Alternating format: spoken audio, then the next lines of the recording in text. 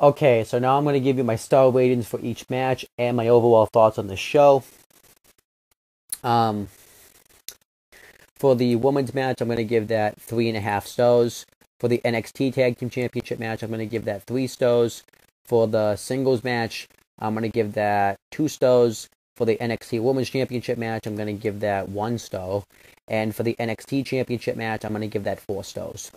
Um, I mean, I don't really have. You could just check the reasons throughout the video, but that's why I'm giving the star ratings. The ratings, I'll say it one more time. For the women's match, I'm going to give that 3.5 stars. For the NXT Tag Team Championship match, I'm going to give that 3 stars. For the singles match, I'm going to give that 2 stars. For the NXT Women's Championship match, I'm going to give that 1 star. And for the NXT Championship match, I'm going to give that 4 stars.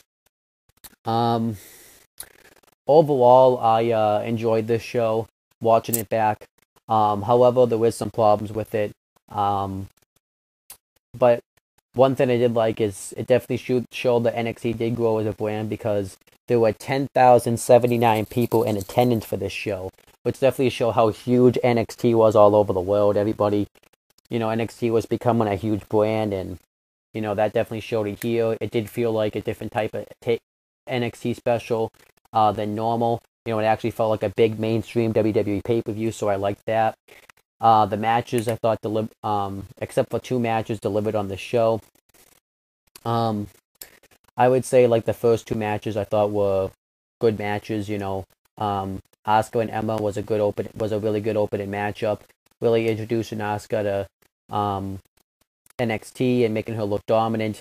The NXT Tag Team Championship match was a good tag match with a great storytelling in it. But then the show kind of went downhill a little bit after the singles match because it just felt like something you'd see in NXT. It just was very bland, average. Nothing was accomplished from it.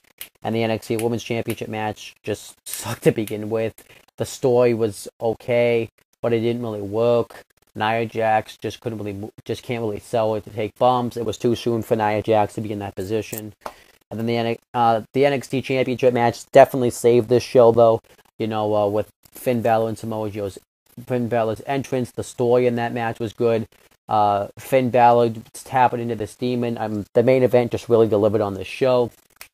I think that another reason why this show is just is a little bit disappointing is because I expected something big to happen on the show. I expected this show, I think, to be better than what it was, and I still feel that way watching it back now because this show, I think, was a little bit disappointing because I expected something else to happen, but I quite frankly didn't get it. So that's why I think this show was just was just good. I think it was a good show. If I had to rate the show, I'd probably rate the show maybe a 7 out of 10. It's 10. Maybe I would say a 7 out of 10. It's about that quality. I know, a good show. I think I just expected something more than what I got from out of this show, and some of the matches didn't deliver to the potential that they could have delivered. But it was in a different venue. It felt like a big mainstream WWE pay-per-view, and it did have some matches on here that did deliver, like the women's match, like the NXT Tag Team Championship match, and the NXT Championship match. So overall, it's a good show. It was the crowd definitely helped this show too. They were active the whole show. The commentary was good on this show. They did have some good backstage interviews and stuff, but then they also had some bad ones, like the Nia Jax interview. But you could also see where they were trying to set things up for future NXT specials. So overall, if I had to say, like I said, it's a good show, 7 out of 10 show. And that's pretty much it, guys. Please make sure to like, comment, and subscribe. And I will talk to you guys later. Make sure to also subscribe to the Owen the Talkinator and CM Brothers channel. Okay, so now on to the preview show. We had Corey Graves as the host, and Corey Graves obviously was somebody at the time that was a great heel commentator down in NXT. He was fantastic, and he would continue to be the heel commentator of NXT, and then eventually in July, after the brand split, he ended up getting called up to the main roster, and he would become the heel commentator on Raw. And then eventually, once 205 Live debuted, he became the heel commentator on 205 Live. And then eventually he ended up leaving NXT because he had so many obligations in 2017. So I definitely think Corey Graves is missed down in NXT.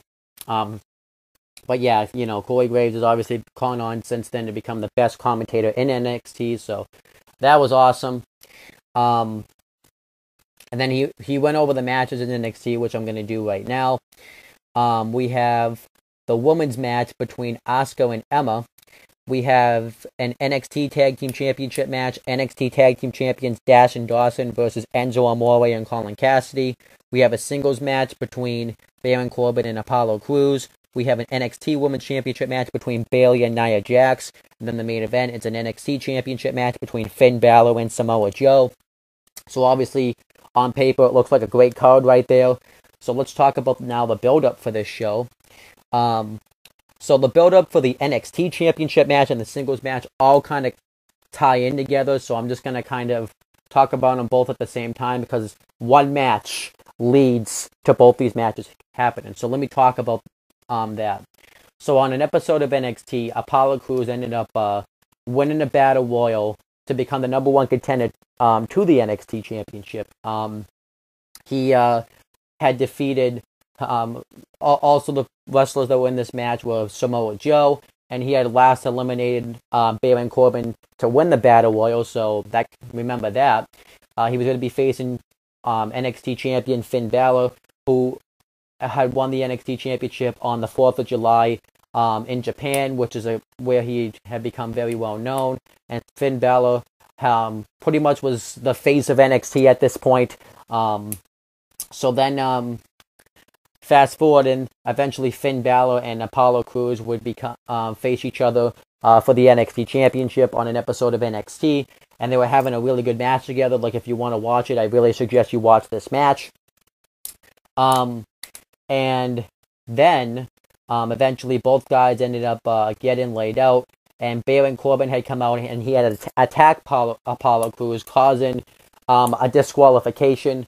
But unfortunately for Apollo Crews, championships can't change hands off a count out or disqualification, so Finn Balor ended up retaining the championship. So Apollo Crews was upset because he felt like Baron Corbin was upset because he felt like Apollo Crews took an NXT Championship match away from him when he eliminated him in the Battle Royal, so he ended up just beating the crap out of Apollo Crews. He threw him into the steel steps, and this match would lead to the match at NXT TakeOver London between Apollo Crews and Baron Corbin. Apollo Crews would attack him the next week because he was upset that Baron Corbin took an NXT Championship match away from him, so that kind of set that match into motion, which, that match actually made sense to happen. And Baron Corbin tried to continue to attack Finn Balor, but Samoa Joe, who had debuted at NXT TakeOver Unstoppable, and he was someone that was friends with Finn Balor for 10 years before they came to WWE together, and Samoa Joe came out to try to save Finn Balor, and Samoa Joe also, too, like I said, was friends with Finn Balor. They ended up teaming up together to win the Dusty Rhodes Tag Team Classics, and Samoa Joe wanted to face Finn Balor for the NXT Championship, and Finn Balor was going to give him the NXT Championship match, but NXT General Manager William Regal, at the time, who was still the General Manager to this day, wanted to have that Battle Royal, which Samoa Joe ended up, like I said, losing the Battle Royal. That was the one that Apollo Crews had won. So, after Samoa Joe had his face-off with Baron Corbin, Finn Balor started to get to his feet, and then Samoa Joe ended up turning heel and beat the crap out of Finn Balor. He laid him out with the muscle buster and stood tall with the NXT Championship. And pretty much he wanted to do this because he felt like Finn Balor asked him to be his partner, and he wanted something in return out of it. He wanted the NXT Championship, and he felt like what he did wasn't right, but sometimes when you want to win championships, sacrifices have to be made, and Finn Balor felt like that Samoa Joe threw away a 10-year friendship just to get an NXT title match when Finn Balor would have just given him an NXT Championship match. So this led to the match between Finn Balor and Samoa Joe. And and the next week Finn Balor would confront Samoa Joe, and they ended up getting into a brawl where Samoa Joe got the upper hand again, and he ended up making Finn Balor pass out to the Corkia clutch, and pretty much during the build-up to this match, at every point, Samoa Joe would look really dominant, and he would get the upper hand on Finn Balor. During the contract signing, Samoa Joe ended up ambushing Finn Balor, and laying him out again with the Corkia clutch, and then doing a tag team match between Finn Balor and Apollo Crews versus Samoa Joe and Baron Corbin. Samoa Joe ended up choking out Finn Balor to get the victory, so they were really hyping up Samoa Joe as this dominant monster. But however, there was another caveat and Samoa Joe too, felt like that when he came to NXT, he felt like he was owed an NXT championship match the second that he got here, which he kind of was telling the truth, because when Samoa Joe first showed up to NXT, he ended up confronted the NXT champion. But another caveat was obviously Finn Balor going into the Demon, and Samoa Joe, every time he gets into this Demon phase, he always ends up pulling out the victory, and it's a different version of Finn Balor. But Samoa Joe had, he pretty much said that Demon is just a piece of Finn Balor. Finn Balor is going to be facing all of Samoa Joe, and it was definitely a match that was hyped up for. I don't think they had ever wrestled each other ever. It was pretty much the face of New Japan Pro Wrestling going up against someone who was huge, an old Ring of Honor veteran, an old TNA original, and it was pretty damn exciting. So that's a match. Those were two matches that were exciting. And then we had the build-up for the NXT Women's Championship match between Bayley and Nia Jax. And the reason why this match was happening was because Bayley had dreamed since she was a kid that to become a professional wrestler. She even wrote an essay about how she wanted to be a wrestler. She wanted to make it to WWE. And she said that it doesn't feel like that it's something, not only something that she wants to do, but she felt like it was something that she had to do. And she finally had ended up making it to the WWE. And eventually she wanted to go after the NXT Women's Championship. They were told the story where she would chase for that championship. And eventually at NXT TakeOver Brooklyn, she finally won the NXT Women's Championship. And as this happened, she found out that it was easier to win the title than to keep the championship, because afterwards she would get thrown opponent after opponent after opponent, but she would continue to pull out gutsy win after gutsy win to retain her NXT Women's Championship, showing that when she won the title, it was not a fluke, and that, she could be an inspiration to everybody. But as she was having these championship defenses, Nia Jax ended up debuting in NXT, and she was a monster. She was dominant in every one of her matches. She destroyed her opponents. And she was very green at this time, which she still is very green now. And eventually she started to have face-to-face confrontations with Bayley. She would end up attacking Bayley on a handful of occasions, laying her out with a leg drop. She ended up throwing her through a door. And eventually Bayley couldn't take it anymore, so she wanted to wrestle Nia Jax and defend her title against her to prove that she can beat Nia Jax. And Nia Jax felt like that Bayley was going to be easy to handle because she was bigger than her. So that kind of led to this matchup. Not really a bad feud, a decent feud. It was the underdog babyface going up against the monster heel, David versus Goliath, and this match really worked, so it worked. And then we had a video package for Elias Sampson. Pretty much he was the Drifter. He would perform songs, and he was the Drifter. And he was someone that they were really hyping up, and he came in and he was impressive his first few months in NXT, but then eventually he kind of became a jobber / lower mid-card guy. Then eventually he was called up to the main roster in 2017 for some strange reason, and now he's pretty much on Raw all the time, so it's really weird how he kind of debuted and stuff. And then we had the build-up to the women's match on this show between Asuka and Emma. And the reason why this was happening was because Asuka had made her debut in WWE in October of 2015. She ended up having a big contract signing, and Dana Brooke and Emma ended up crashing the contract signing. And they were pretty much with the welcoming committee. They want Asuka to stay out of her way because they're the top dogs in NXT. And eventually she kind of laughed and walked away.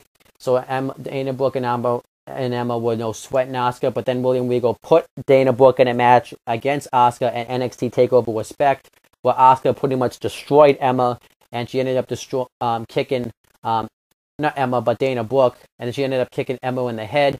And afterwards, Dana Brooke was being checked on by the doctors, and Asuka came in and patted on the head disrespectfully, and she ended up saying, "Oh, Dana." And then she ended up having a face-to-face confrontation with Emma. And Dana Brooke had gotten kicked in the head so many times, she actually thought that she had beaten Asuka, which kind of was a funny segment.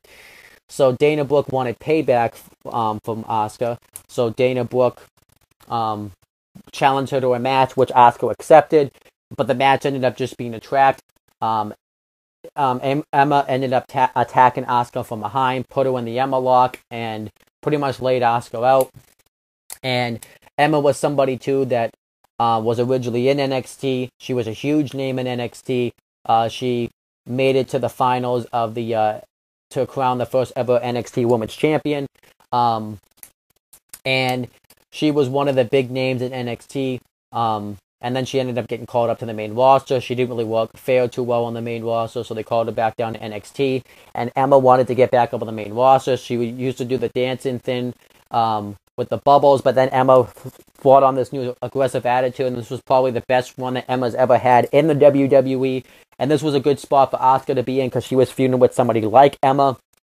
And the next week in NXT, Asuka ended up knocking out her opponent. So, you know, a pretty decent feud here between Asuka and Emma. And then we had a return video package for Sami Zayn.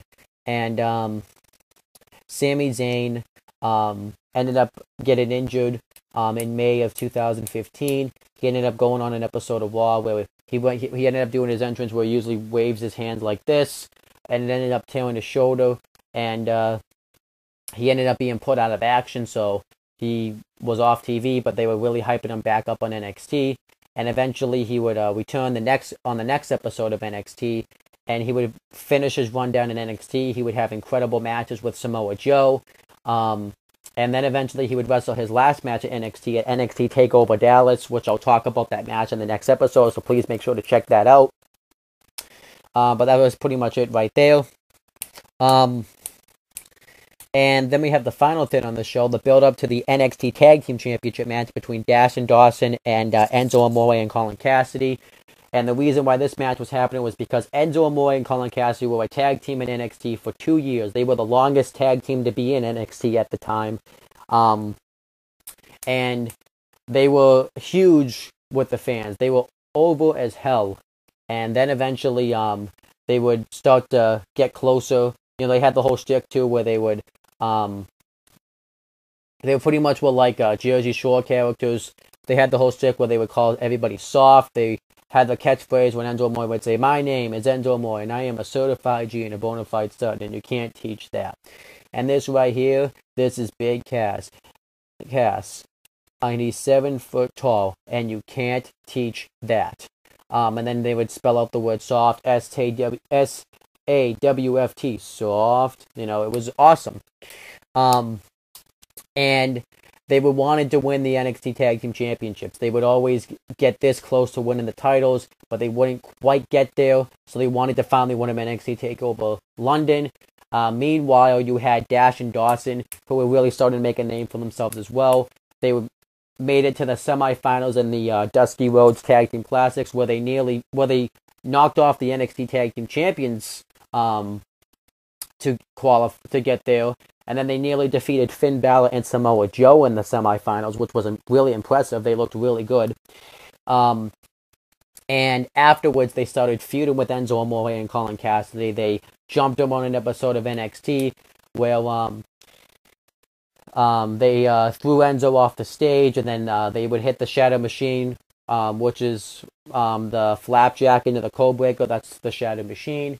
And then Dash put Colin Cassidy into the figure 4, and Dawson jumped on him and completely took out Colin Cassidy's knee, and they pretty much said that they were the top tag team in NXT.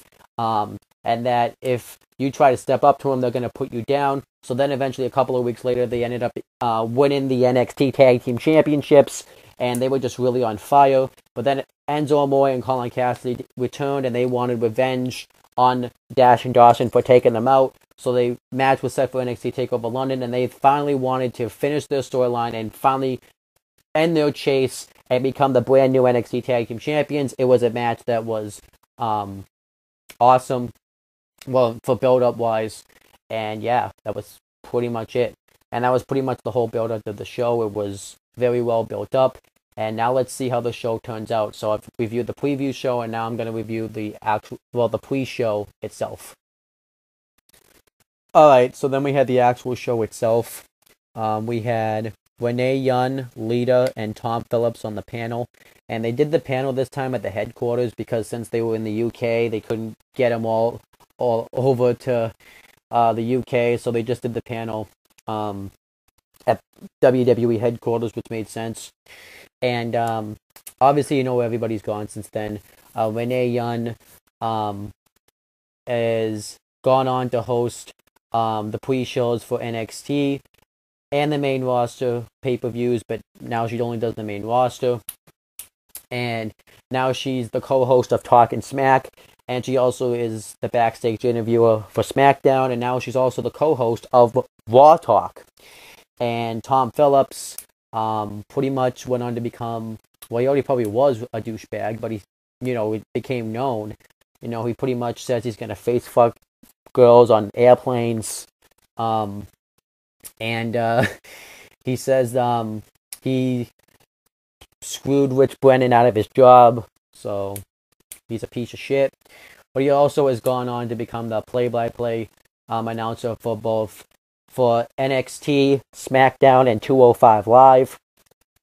And Lita pretty much is just there for name recognition. You know, she's a former women's champion. She was just there for pretty much name recognition, so cool. But not really a lot happened. They pretty much just ran down the card for NXT TakeOver London. The only thing of note is Samoa Joe got interviewed, and Greg Hamilton, who was the one interviewing him, were pretty much is in the exact same spot, except now he's the ring announcer for SmackDown. And he tried to get an interview with him, but Samoa Joe just wouldn't say anything. I kind of like that. It made Samoa Joe look intense, but not really a lot happened on the pre-show, but the pre-show wasn't bad. I enjoyed it.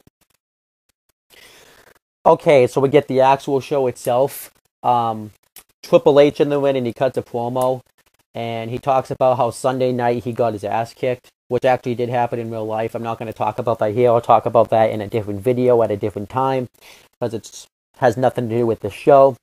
But he said that he would have to be dead to stop him from coming here. And he says that you guys all wanted this brand, and now tonight this is your brand, because we are NXT. And I thought he cut a great promo. You know, Triple H, I always like it when he does these because they makes the specials feel important. And then it plays a video package hyping up the show, and it kind of talks about all the matches, which I thought was a pretty good video package.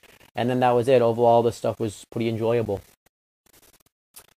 Alright, so we had Corey Graves, Rich Brennan, and Byron Saxton on commentary for this show. And since then, Rich Brennan pretty much was released from WWE for the reason I just said, which it sucks because Rich Brennan was actually pretty good on commentary. He actually knew what he was talking about. And Byron Saxton would continue to commentate NXT for a little while longer. While he was doing this, he was also doing commentary for the main roster. Then after the brand split, he was only doing commentary for Raw with Corey Graves. And then eventually he would leave NXT. Then eventually after the Superstar shakeup, he would only do commentary for SmackDown. So Byron Saxton's in a pretty decent spot with the company. But then we get the first actual match itself. It's Asuka versus Emma with Dana Brooke ringside. And I thought this was actually a pretty good opening matchup here. Yeah, just good way to start off the show. In the beginning, Asuka just tries to kick Emma right in the head, but Emma towers away and ducks before she can. And then Asuka pretty much out-wrestles Emma, and she throws Emma outside the ring, and then she hits a hip attack off the apron right onto Emma, which looked pretty cool. And Asuka's distracted by Dana Brooke, so Emma knocks her off the apron. and she hits a bunch of elbows right to the back of the head while she's on the apron. And then Emma continues to dominate the matchup. She hits 2 standing drop kicks on Asuka, and then she gets her into a submission hold in which she reverses it into a roll-up. And then Asuka tries to make a comeback. She ends up hitting a backslide on Emma. Emma kicks out, and then Emma takes her head off with a clothesline, covers her. Asuka kicks out, and Emma continues to dominate the matchup. And then eventually, Asuka hits a drop kick. No, actually, what happens is Emma slaps Asuka in the face. She ends up falling down, which was pretty funny. And then Asuka hits a drop kick off the second turnbuckle on Emma. They both start trading right hands, and then eventually Asuka hits another drop kick. She hits a ton of kicks on Emma, she starts hitting a bunch of kicks to the chest while Emma's on her knees. She goes to kick her right in the head, but Asuka blocks it. Not Asuka, but Emma blocks it. But then eventually she ends up hitting the kick anyways. What else happens? Emma ends up Asuka kicked her in the head. She hits a Shining Wizard on Emma, but Emma kicks out. And then Emma gets Asuka into the dilemma, and then she gets her hits a butterfly suplex on her. And during this, you could hear Dana Brooke say "good girl" like she was a dog, which was pretty funny. And she covers Asuka. Asuka kicks out, and then she goes to put her in the Emma lock. Emma counters into an ankle lock, and Emma refuses to tap out. Then she hits a German suplex while she's in the ankle lock, and then a Shining Wizard. Emma kicks out, and then Asuka goes to put Emma into the Asuka lock. But Emma's trying to fight out of it. She puts the referee behind her, and she runs against the corner, and the referee gets taken out, and Asuka tries to check on the referee. And doing this, Dana Brooke takes off her belt, and she hands it to Asuka, but Asuka and Emma start having a tug-of-war over it. Asuka throws Emma on the ground, and she has the belt, and the referee finally comes to, and he thinks Asuka used the belt, but Asuka's trying to tell him that she didn't. So while Asuka's arguing with the referee, Emma catches her with a roll-up, but Asuka kicks out. Asuka turns it into the Asuka lock, and she has Emma in there, and Dana Brooke distracts the referee, and Emma ends up tapping out, but the referee didn't see it, so it doesn't count. And then in doing this, he ejects Dana Brooke from ringside, and Emma doing this tries to grab the belt and use it, but Asuka ducks it and hits a kick right to Emma's head and gets the victory, and Asuka goes on to win the match. Overall, I thought this was a really good match. Maybe, it was really enjoyable. And obviously the aftermath of this is Emma would go on to have a few more matches down in NXT, and then eventually she would get called back up to the main roster. She would wrestle at WrestleMania 32, but then she ended up getting injured, which sucked for Emma because she really helped reestablish herself. And then they tried to do the whole thing where they did the makeover to Emmalina, but she didn't pass any of the training sessions or whatever you call it to get there. So then eventually she did the whole transformation from Emmalina back to Emma. And during this, Dana Brooke had been called up to the main roster, and she pretty much sucked dick as a wrestler. And then Emma finally returned to the main as under the name Emma the night after WrestleMania 33. And Emma and Dana Brooke were in the middle of a feud since they both used to team up together. And Dana Brooke was going to be on her own, and she refused to be with Emma. And the feud can't happen now because Emma got injured again in real life, which it really sucks to be Emma because it seems like every time they try to give her some type of a push, she always gets injured, which sucks for Emma. And Dana Brooke's, I don't know what the hell they're going to do with Dana Brooke now. And obviously we know where Asuka went. Asuka, still to this day, is undefeated in NXT. She went on to NXT TakeOver Dallas to win the NXT Women's Championship, and she's held it ever since. She's held it for over a year, and she's the longest reigning NXT Women's Champion in NXT history. And I believe she's also the longest reigning NXT champion of any kind in NXT history. That's pretty damn awesome. And I think she has the longest undefeated. I don't know if she's there just yet, but I know she's getting close. She has the longest undefeated streak in wrestling history. It's insane. Asuka's gone on to become a huge star there. She's beaten all the big names down in NXT, and that's actually like pretty damn awesome. She's become the top woman of NXT, and that's really cool for Asuka. So overall, I would say Asuka benefited from this match, and Emma didn't really benefit as much. To mainly because she would get injured and stuff. But this match was more to benefit Asuka, so it benefited the right person. So this match served its purpose, and the match ended up being really good. It was a really good opening matchup. Okay, next match was an NXT Tag Team Championship match. NXT Tag Team Champions Dash and Dawson versus Enzo Amore and Colin Cassidy with Carmelo ringside. And Enzo Amore and Colin Cassidy come out and do the whole shtick that I just said in doing the build up to the NXT Tag Team title match, except they added a new part, and this is Carmella, and she's hard as hell, and you can't teach that. And Enzo Amore cuts a promo talking about how Dash and Dawson have tried to knock him down, but if he had a pound for every time that they got knocked down and didn't get back up, they would have 0 pounds. And Colin Cassidy cuts a promo talking about how Dash and Dawson are not going to leave NXT TakeOver London the same or with the NXT Tag Team Championships because there's only one word to describe you, and that's SAWFT, soft. And then Dash and Dawson come out and they have the match, and they actually had a good match. The crowd was very interactive in this match. They did this during the women's match, but I forgot to mention it. But every time they would do a count out for this match, the crowd would count along with the referee, which I thought was awesome. At first they start to get the upper hand a little bit on Enzo Amore, but then he takes him down and starts kind of doing some scrappy wrestling towards Dash.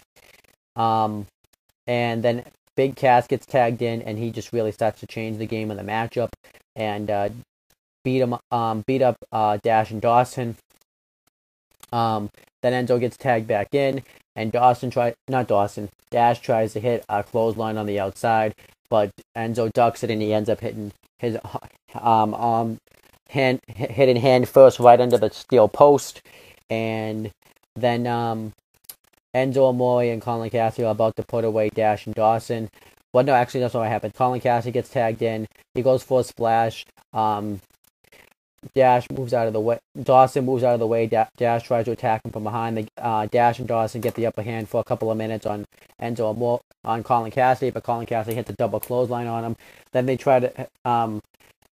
Colin Cassidy picks up Dash in a Gorilla Plus slam, and he just throws him right at Dawson, which they kind of messed that up because it seems like they didn't really know what they were supposed to do. And then he tries to send Enzo Amore to hit an assisted splash on him, but then Dash rolls out of the ring.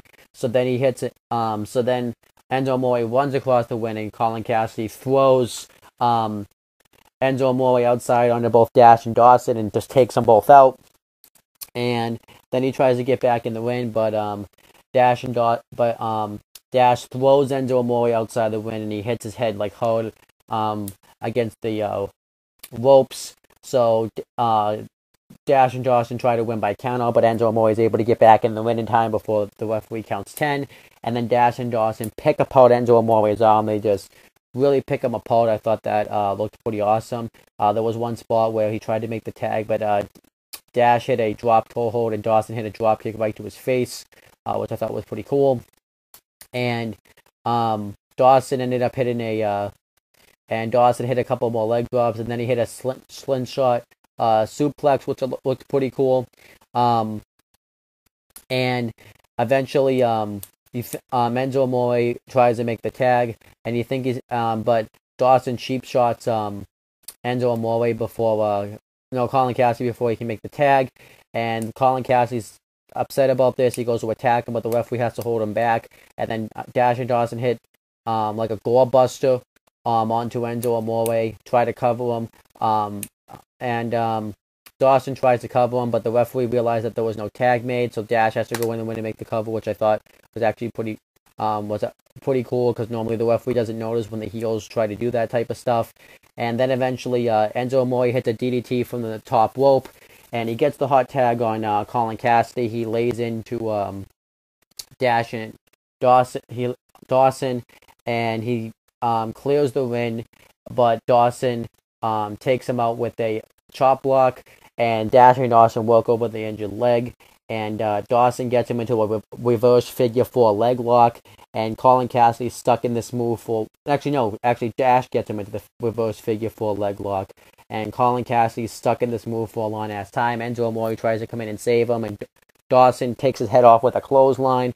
And I like this spot here because you actually think that Colin Cassidy's going to tap out. He either taps out or he loses his chance of becoming the brand new NXT Tag Team Champions, and you think he's going to tap out, but Colin Cassidy's able to get to the ropes. And then Dash and Dawson try to hit the move where Dash gets him into reverse figure 4 again, and then Dawson goes off the top and just stomps on his knee. But Enzo Amore pushes Dawson off the top rope, and then Colin Cassidy tries to beat him with the roll-up. Dash with the roll-up, but Dash kicks out. Then he hits a big boot and the assisted splash by Enzo. But Dawson pulls Enzo Amore out of the ring before the referee can make the 3 count, which, you thought that Enzo and Cass were going to win the tag titles, but they weren't going to be able to do it yet. And then Colin Cassidy goes to go after him, but he uses Carmelo but Dawson uses Carmelo as a shield, which Carmelo elbowed Dawson right in front of the referee, which should have been a disqualification, but I guess not.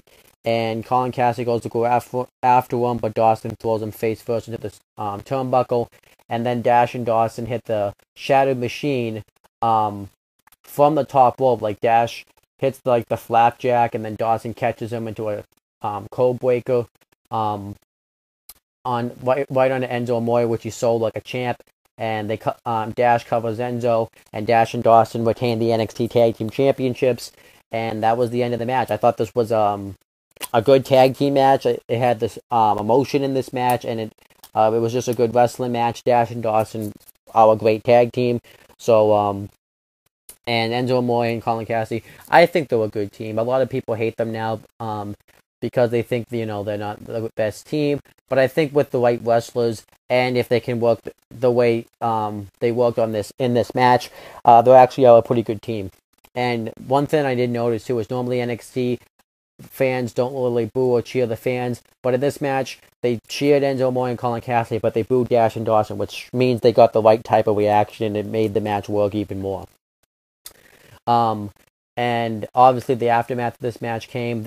These two teams would continue to feud with each other, and at WWE Roadblock on a main roster special, they would have a rematch where Dash and Dawson would have their ring name, will finally get their tag team name called the Revival, and Dash and Dawson ended up retaining the NXT Tag Team Championships. Then eventually Enzo Amore and Colin Cassidy would get called up to the main roster, where they've pretty much been a decent top tag team.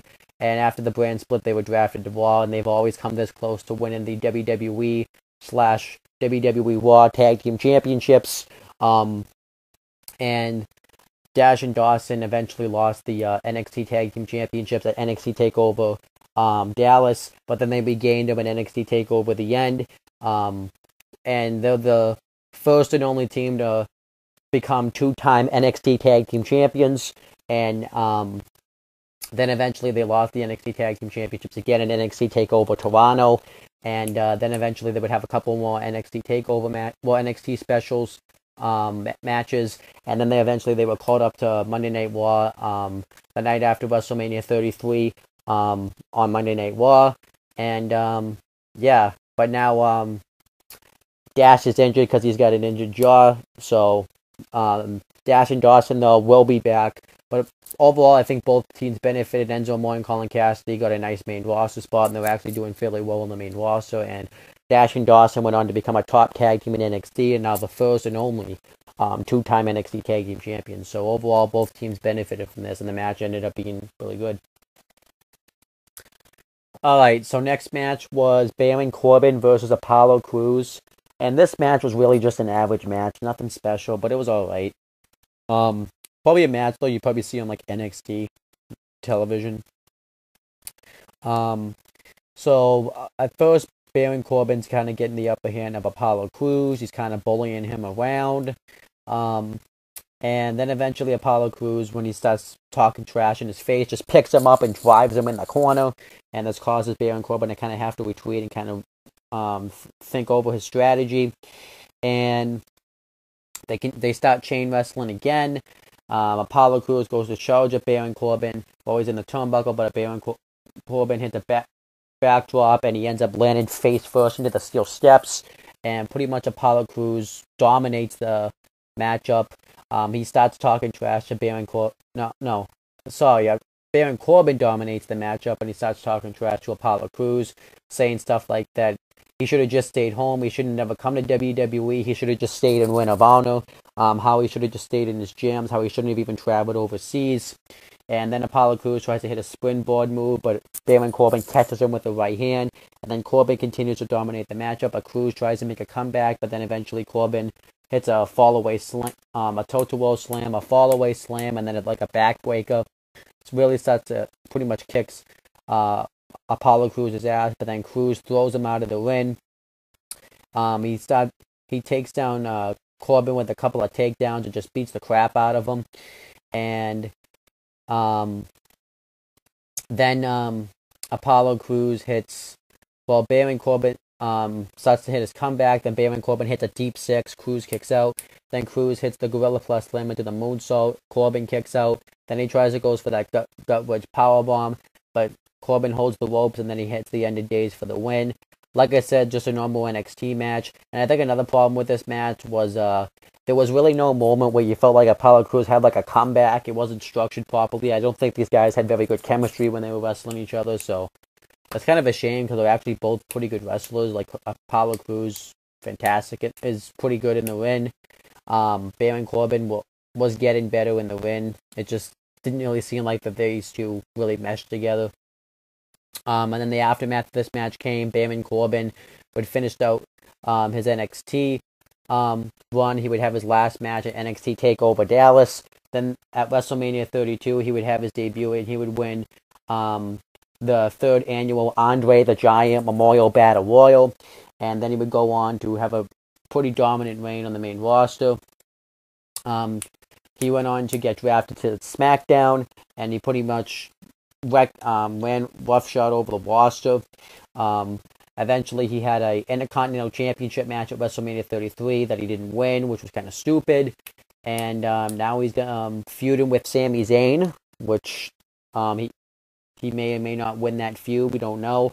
But I did hear rumors that they want to make Baron Corbin the top heel on SmackDown. They want to have him win the Money in the Bank ladder match, and I think that would be pretty awesome because he's actually really improved, and he actually gets proper heel heat, so I think that would be awesome. And then as for Apollo Crews, he pretty much had the similar fate to Baron Corbin. He was called up to the main roster, the Monday Night Raw after WrestleMania 32. He had a decent run. He was drafted to SmackDown, had an Intercontinental Championship match at SummerSlam, but then pretty much he just kind of faded away to nothing, really wasn't thought of much. These two actually went on to have a match at the Backlash 2016 kickoff show. Then which Baron Corbin won again. I think they had a match the following SmackDown afterwards where Baron Corbin won again.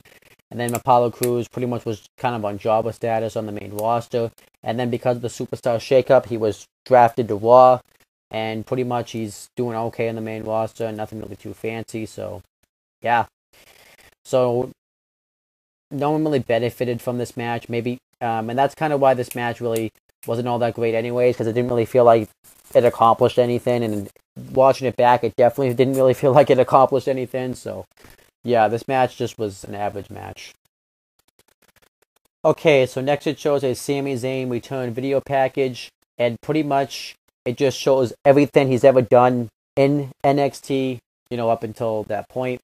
His debut in NXT, winning the NXT Championship, having his match with John Cena for the U.S. title on Raw, where he got injured, and pretty much talking about why he wants to wrestle, though he wants to prove that just because someone says you can't do something, you should prove them wrong and be able to do it. Him cutting that promo saying that the NXT was the place to be, and pretty much how he got injured and everything, and it was a really good video package. and it was a really good road to recovery storyline for Sami Zayn. So it really worked out well, and everybody already kind of knows the aftermath of that because I said it in the beginning of this video. Okay, next, Nia Jax gets interviewed, and Greg Hamilton asks her how she plans to beat, what her strategy is to defeat Bayley and take the NXT Women's Championship from her. And she goes on to talk about how she was gonna, she's gonna do to Bayley what she does to everyone else, and then she gets cut off by someone. She's like, "You're looking at something," and then we see Asuka's looking at her, and then they have like a face-to-face confrontation, and Asuka walks away. And obviously, this led to the match that they had together at NXT TakeOver the End. It was kind of like a nice hype match because they were both unstoppable forces in NXT. And then Nia Jax was back to what she was saying, how she has dominated everybody in NXT, and she's going to do the same thing to Bayley as she's done to everyone else, dominate and win. And then that was it. The promo was bad, but the face-off with Asuka was pretty decent. Alright, so then we had the next match. It was a NXT Women's Championship match. NXT Women's Champion Bayley versus Nia Jax. And this match sucked. The story in the match, I get what they were trying to tell, and it seemed good in theory. You know, they were trying to tell the story of Nia Jax destroying Bayley, because Bayley, obviously they knew was going to be in an uphill battle coming in. You know, I'll just kind of break down the match a little bit. Bayley kept trying to go after Nia Jax's legs. She wouldn't back down from Nia Jax. She hit elbow drops in the elbow smashes in the corner, but Nia Jax hit a shoulder breaker on her, dominated Bayley.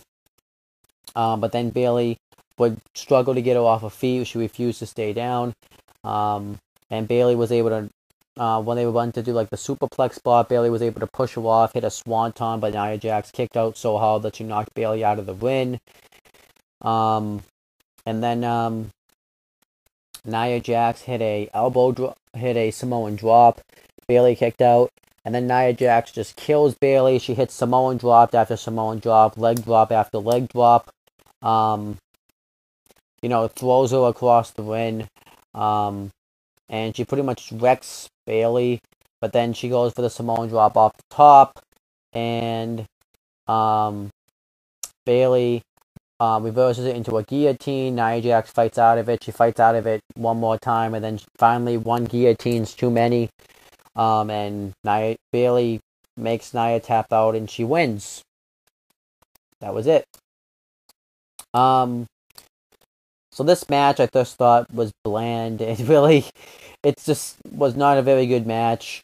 I think it was way too soon for Nia Jax to get this title shot. However, they had nobody else on NXT because they threw a bunch of opponents right away at Bayley when she won that title. And this Nia Jax was just way too soon for her to be in this spot. She did not belong in this title match. They clearly just wanted to rush this match, and yeah, it just didn't work. Bayley should have been wrestling anybody. If she should have wrestled Alexa Bliss, that match would have been better, and it would have worked better. She should have wrestled Emma. You know, this backstory there. She had taken Bayley out and injured her hand. You know, maybe not call up Becky Lynch as soon as they did and continue that storyline with Becky Lynch as the heel, which is kind of, I think, what happened too, is because they called up Becky Lynch and Sasha Banks. Maybe not Sasha Banks, but definitely Becky Lynch way too soon, and they could have gotten a great takeover match between Bayley and Becky Lynch right here. But then, you know, they called up Becky Lynch way too fucking soon.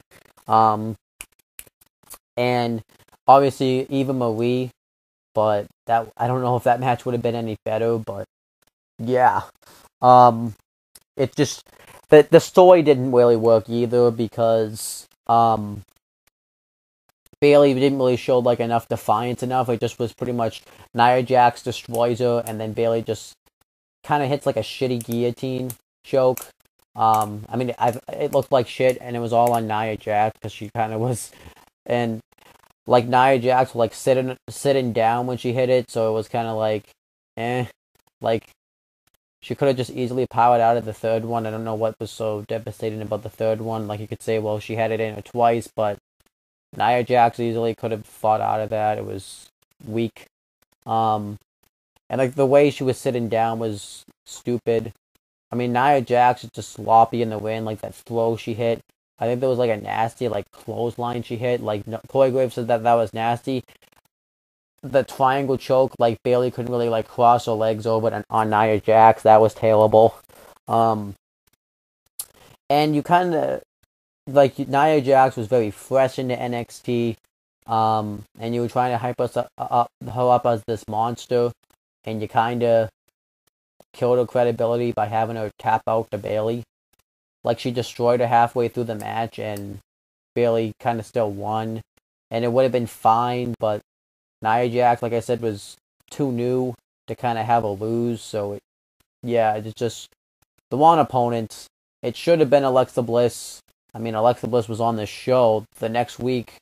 She was on the show. She was managing Wesley Blake and Buddy Murphy in the tag match together. They easily could have had Alexa Bliss in this match. But if I would have done it, I would have had Becky Lynch in this match. Not have her called up to the main roster as soon as she did. It was stupid. But the aftermath of this match came, though, when Nia Jax continued her dominance on NXT. Well, you know what I mean. Bayley went on to lose the NXT Women's Championship to Asuka at NXT TakeOver Dallas, and then she had a couple of more matches with Nia Jax when Nia Jax beat her and injured Bayley, and then Nia Jax went on to lose the NXT Women's Championship match to Asuka at NXT TakeOver The End. And then Bayley and Asuka rekindled their feud. Asuka defeated Bayley at NXT TakeOver Brooklyn 2 to retain the title. And then shortly afterwards, Nia Jax was called up to the main roster after the draft, and she was drafted to Raw. And Bayley was called up to the main roster afterwards due to the draft. They both have wrestled each other on Raw together. Bayley went on to win the Raw Women's Championship in February of 2017. And then Bayley, Nia Jax would wrestle in a Fatal 4-Way match at WrestleMania 33. And then eventually Bayley ended up retaining the championship. And then eventually she lost the Raw Women's title to Alexa Bliss at Payback. And she's going to be wrestling Alexa Bliss at Extreme Rules in a kendo stick on a pole match, which is stupid. And Nia Jax and Alexa Bliss are kind of like friends now. So both of them pretty much benefited from this match, but the match still sucks a cock.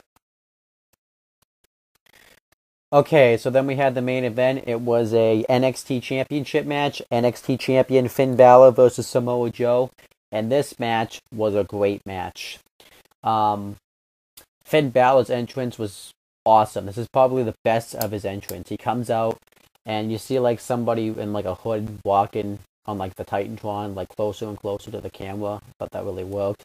And then you hear like a woman screaming like she's been murdered. You see like some red stuff come up like it's a blood. And then you see Finn Balor make his entrance, and he comes out exactly dressed like Sherlock Holmes in the Demon, and that entrance is just awesome. And when you watch a Finn Balor match now compared to like when he like in his Demon form, compared to when he's in like his normal form, it's a completely different style of Finn Balor. It's, you know, like he did tap into like an inner demon. It's an aggressive Finn Balor. It's awesome. But the match was great. Finn Balor and Samoa Joe kind of start kicking at each other, doing some chain wrestling. But then eventually Finn Balor hit the dropkick at Samoa Joe, driving him out of the ring. He hit the dropkick through the ropes, and then he hit the soccer ball kick to the chest from the apron, and he pretty much attacks Samoa Joe. He throws him into the barricade. He hits a dropkick into the steel steps. Like I said, it was like he was tapped into the Demon. And then he goes to hit the coup de grace onto Samoa Joe while he's on the bottom part of the steps. But Samoa Joe moves out of the way. Balor ended up landing on his feet. And then Samoa Joe hit a Yoanagi on the floor right on the Balor.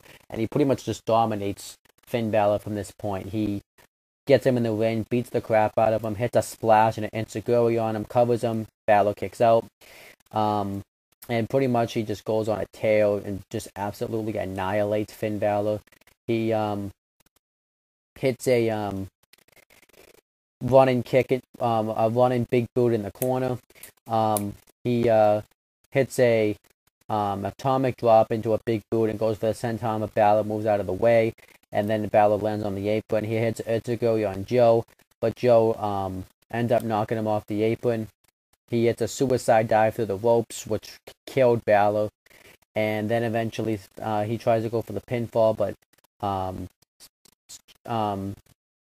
Balor kicks out, and then eventually Finn Balor takes him down with a what's he take him down with? Like with the Enziguri, and both men are on the floor. Balor and Joe start trading right hands. Finn Balor starts to hit his comeback.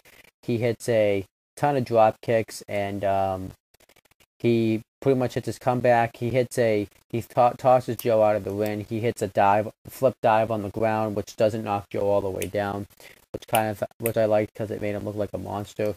Samoa Joe goes to hit a senton off the top rope, but Balor hits a Enziguri.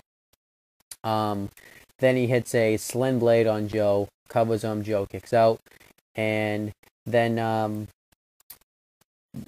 he goes to hit a running drop kick on him.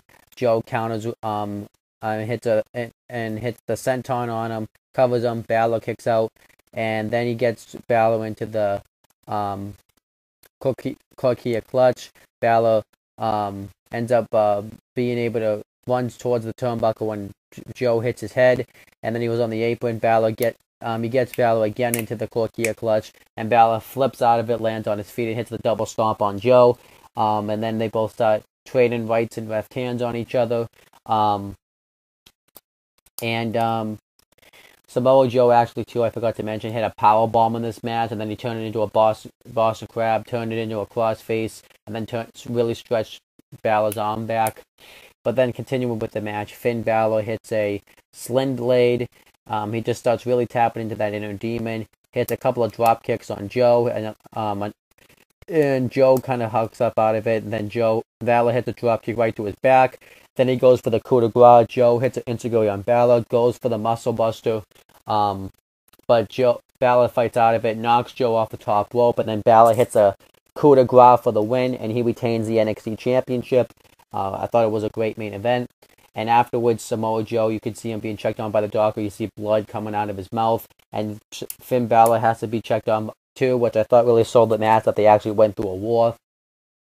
But there was more to this. The aftermath of this match came afterwards. Samoa Joe wanted another NXT title match, so we had a triple threat match for the number one contendership between Samoa Joe, Baron Corbin, and the returning Sami Zayn. Zayn and Joe tied because they both ended up making Baron Corbin tap out. So then we would get some fantastic matches between Samoa Joe and Sami Zayn for the number one contendership to the NXT Championship. Samoa Joe defeated Sami Zayn in a 2 out of 3 falls match to become the number one contender. And we would get a rematch between Finn Balor and Samoa Joe at NXT TakeOver Dallas, where Finn Balor was yet again able to knock off Samoa Joe. And this would be like one of the greatest rivalries in 2016. Samoa Joe ended up winning the NXT Championship at a house show in Massachusetts, which I didn't go to, which I'm still pissed that I didn't. And then eventually Samoa Joe and Finn Balor would finally blow off their feud. Samoa Joe and Finn Balor would have a rematch in NXT TakeOver the End in a steel cage, where Samoa Joe finally retained his championship, ending off the feud. Finn Balor would go on to be called up to the main roster. Due to the draft, he was drafted to Raw. He ended up becoming the first ever WWE Universal Champion, and then eventually he ended up having to vacate the title the next night due to injury, and then he just recently came back, and he's finally starting to get into some sort of feud and stuff. And then Samoa Joe went on to have a pretty dominant reign as NXT Champion. He would lose the NXT Championship at NXT TakeOver Brooklyn 2, and then he would regain an NXT TakeOver Toronto, being the first and only man to become a 2-time NXT Champion. Then he would lose the championship 2 weeks later, and now he has the shortest reign as NXT Champion at 14 days. And then he would have one final match in NXT, and then pretty much he would get called up to the main roster, where he would go on to actually wrestle Sami Zayn in his first pay-per-view match at Fastlane, and he's had a pretty dominant run on the main roster, and but he's really just gotten there, so still kind of early to tell. But this match benefited both guys. It ended up being a great match. It led to a great rivalry, and then it led to both of them having pretty bright futures in their WWE careers. So overall, great match and great main event. Hey, what is up, everybody? I am here to give you Season 8, Episode 9 of the Retro Wrestling Review Series. And in this episode, I will be covering WWE NXT TakeOver London. And this show had a very interesting history behind it because NXT was really starting to grow into this big brand. You know, NXT in 2015 really started to grow. They had NXT NXT Arrival. Was the first show filmed on the WWE Network, just first live wrestling show, and it ended up delivering huge. So NXT continued to start to grow into this brand. Everybody was starting to watch NXT every week. And then eventually, I would say NXT really started to grow at NXT TakeOver All Evolution, where a bunch of superstars were starting to show up there. Everybody really started talking about NXT. So then they continued with it. NXT started to really grow and grow and grow. They finally started to go on the road. They went to the Arnold Schwarzenegger classic show in March, and that was the first time NXT was filmed outside of Full Sail University. And NXT really was starting to become this huge thing. And then eventually they had their first NXT special outside of Full Sail University, being NXT TakeOver Brooklyn, and that show went over huge. Let me actually look up real quick how many people attended. Let me see. That show drew 15,589 people in attendance. So, that show went over huge. And NXT, everybody was talking about NXT. NXT was probably the hardest thing going on with WWE, and you could make the argument probably the hardest thing going on in professional wrestling.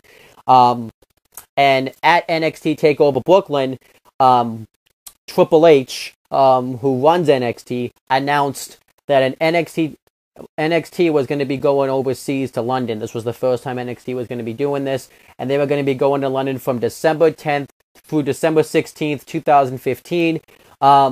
And when I heard this announcement, I'm like, this is actually pretty cool. But I never thought in my mind that NXT was going to film a special in London. It was insane. So it was actually really kind of weird because this was the first time that the WWE hosted a pay-per-view in London since SummerSlam 1992. And it makes me kind of wish that WWE would host like another pay-per-view there. Like the mainstream pay-per-views, anyways. So it makes me kind of wish they did that. And it was really interesting because I remember they filmed this show. The show started at 3:00, I believe, and the pre-show was on at like 2:30. And it was really weird watching it because normally wrestling was on at 8:00 or like 7:00 ish. But because of the time difference down in London, because they were ahead of us, the wrestling came on here at like 2:30. I didn't watch the show live because that same day I ended up doing my wrestling show I did down at my school at the time called the Massasoit Wrestling Corner, which you should go check out. So I actually didn't end up watching the show. So I was actually filming a wrestling show at the same time that a wrestling show was on. It was insane. But yeah, so it was kind of interesting, and obviously London, the show was going to be over huge because of the fact that NXT was the NXT was going to be over huge in London because of the fact I just messed up. So because of the fact that London wrestling is huge down in the UK, so it was just definitely interesting that NXT was there. So I really enjoyed the show. And then going into the matches now, if you look at the code on paper, it's a great code. I'll just start it off. We have a women's match on this show. So I'll actually announce what the matches are when I get there. But we have a women's match on the show. We have an NXT Tag Team Championship match. We just have a plain old singles match on the show. And for the two main events, well, really only one main event, because the main event is usually the match that goes on last. but we have an NXT Women's Championship match, and then the main event, an NXT Championship match. So if you look at the card on paper, it actually looks really damn good. But I'll announce what the card is once I get there. For this, the way I'm going to structure this review is I'm going to review the pre-show, not the pre-show, but the preview show first. Then I'm going to cover the pre-show, which isn't on the network for some reason. That's actually really weird. I don't know why it isn't. But then I'm going to cover the actual show itself. So I hope you guys enjoy this video, and let's start reviewing NXT TakeOver London.